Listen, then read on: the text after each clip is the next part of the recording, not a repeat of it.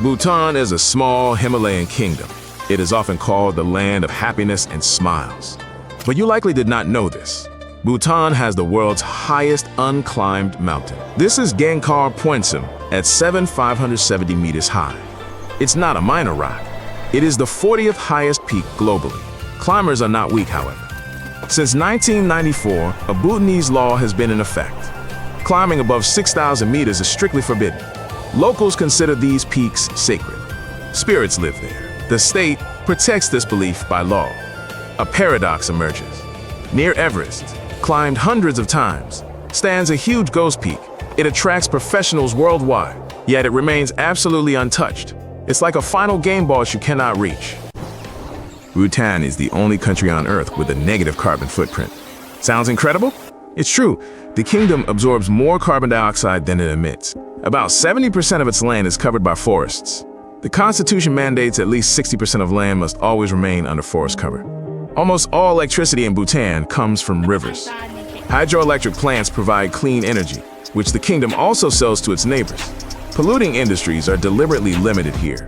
The focus is on nature and sustainable tourism. This creates an amazing picture. A modest mountain nation, the size of Moscow region, is 100 times greener than many developed powers. It effectively acts as a giant air purifier for the entire planet. For this, environmentalists worldwide respect Bhutan. Arriving in Bhutanese villages, one immediately notices huge, bright phallus images on house walls. Far from graffiti, these are revered charms against evil spirits and the evil eye. The tradition dates back to Drukpa Kunli, a 15th century monk known as the Divine Madman.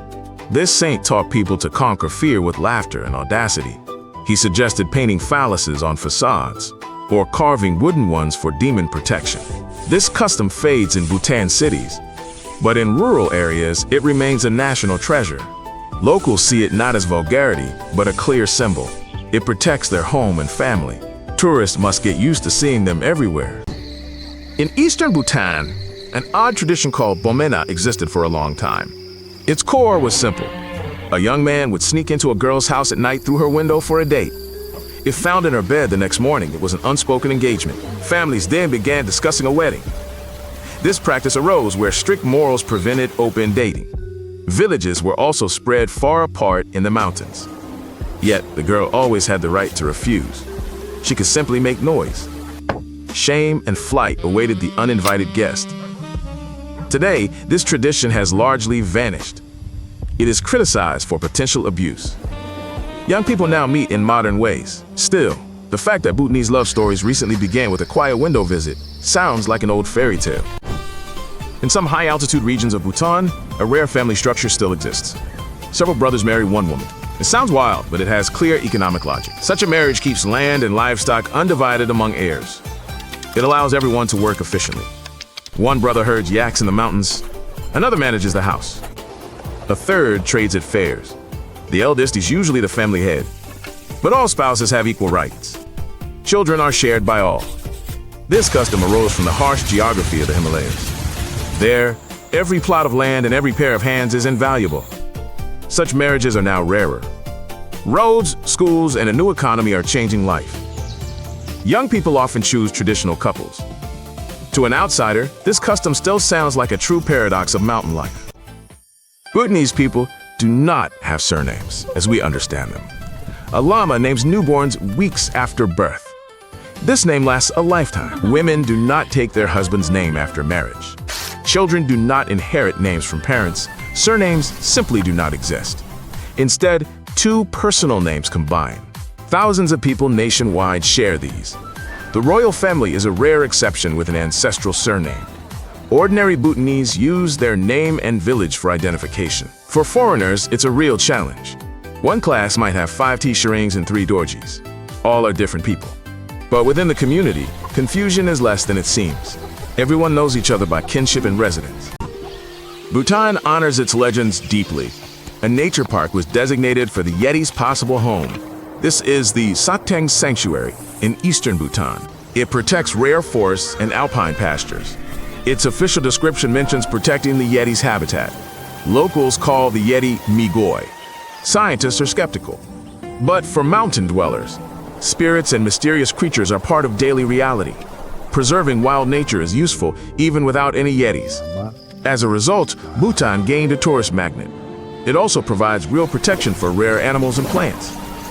Even if the Yeti never appears to humans, the sanctuary itself is a global rarity. No other place officially protects a mythological creature. Bhutan's national animal, the taki, looks like a strange biological experiment. It has a goat's head on a cow's body, a massive torso, and short horns. Legend says Drukpa Kunli, the divine Madman, once requested a goat and a cow for lunch. After eating both, he placed the goat's head on the cow's skeleton. He recited mantras, and the creature came alive. It then ran off to graze in the meadow. Biologists consider the takin a rare mountain artiodactyl. It is well adapted to steep slopes and cold climates. For Bhutanese, however, it remains a sacred animal. It lives in protected areas, including a special sanctuary near Thimphu, the capital. Tourists visit to see this Frankenstein's beast. It actually thrives in the Himalayas.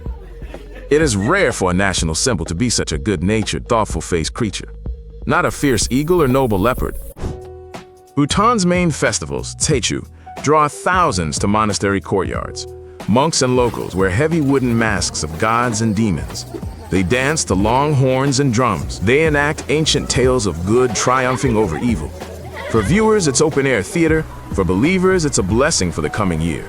The spectacle works on many levels. Children await funny animal masks.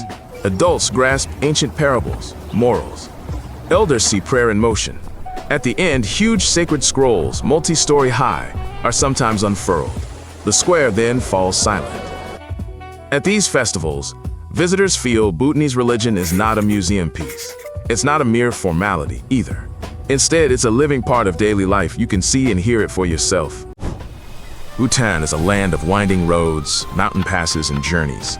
Here, distances are measured in hours, not kilometers. The main road twists steeply through gorges. 50 kilometers can take half a day, yet the views are like a movie about mountain spirits. Local drivers know by heart where landslides occur after rain. They also know where yak herds cross the road. Building any new road here is a true feat. Equipment often hangs precariously over chasms. Workers reinforce cliffs by hand. Thus, domestic flights and patience are valued in Bhutan. Every trip becomes a small adventure. Enjoy tea at a roadside house. See fog on a mountain pass. Prayer flags flutter in the wind. Experience unexpected silence, no honking horns. These are 10 facts about Bhutan. If you learned something new, like and subscribe. Don't miss our next video about an interesting country. Bye.